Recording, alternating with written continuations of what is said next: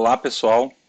Essa aula é a continuação da introdução à comunicação e redes, que vai abordar sistemas complexos.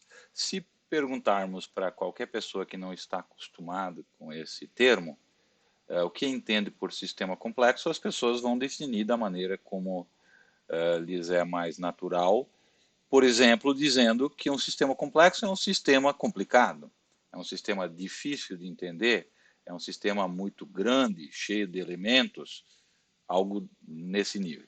Mas, embora não exista um consenso entre pesquisadores, cientistas, eles não são somente sistemas grandes ou complicados, eles compartilham algumas características entre eles, que pegando por essas definições, né,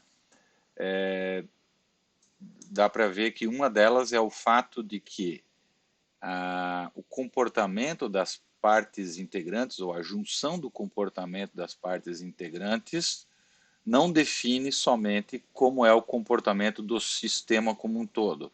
Ou seja, tem algum componente não linear, tem algo que acontece ali que o resultado não é simplesmente a soma das partes, e é assim que se define um sistema complexo.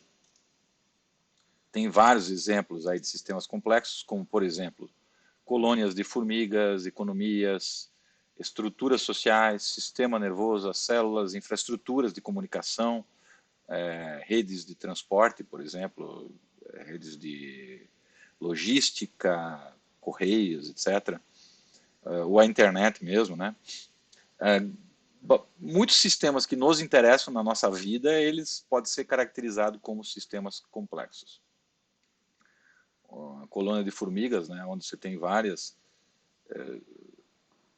tipos de formigas com papéis diferentes ali, e às vezes elas interagem, que para elas faz sentido, e o comportamento coletivo delas acaba tendo uma característica diferente do que o comportamento individual das formigas. Ou uma rede de transportes, né? Cada motorista toma uma decisão individual. Hoje em dia já não é tão individual assim, né? Você tem aplicativos que tentam lhe tirar do trânsito, então eles podem ser influenciados pelos aplicativos, mas às vezes o comportamento coletivo ele gera uma saída diferente, como por exemplo, uma coisa que eu sempre era impressionado quando era criança era as luzes, né, dos carros.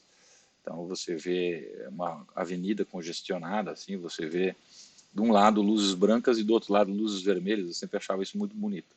Mas assim, então, se você for ver por esse lado, né, o lado visual, então você vê, são carros que estão ali, mas eles fazem um aspecto visual que não é a intenção dos motoristas fazerem. Então, um sistema complexo, né, um sistema que é um conjunto de elementos e a relação entre eles, muitos elementos, e tem o componente da não linearidade, que é a saída do sistema não é proporcional à entrada. Conectividade, normalmente tem que ter muita conectividade entre eles.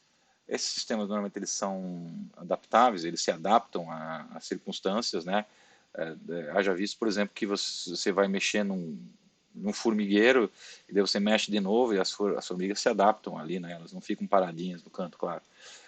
E tem uma característica que é o comportamento emergente, por exemplo, que é uma característica que é distintiva dos sistemas complexos. Então, por exemplo, um bando de pássaros, né? Às vezes eles fazem figuras no ar, ou eles parece que estão dançando, né? Indo para um lado, indo para o outro, mas na verdade eles estão simplesmente, cada pássaro está voando e eles coletivamente, às vezes podem formar até imagens, etc., mas não era essa a intenção original deles.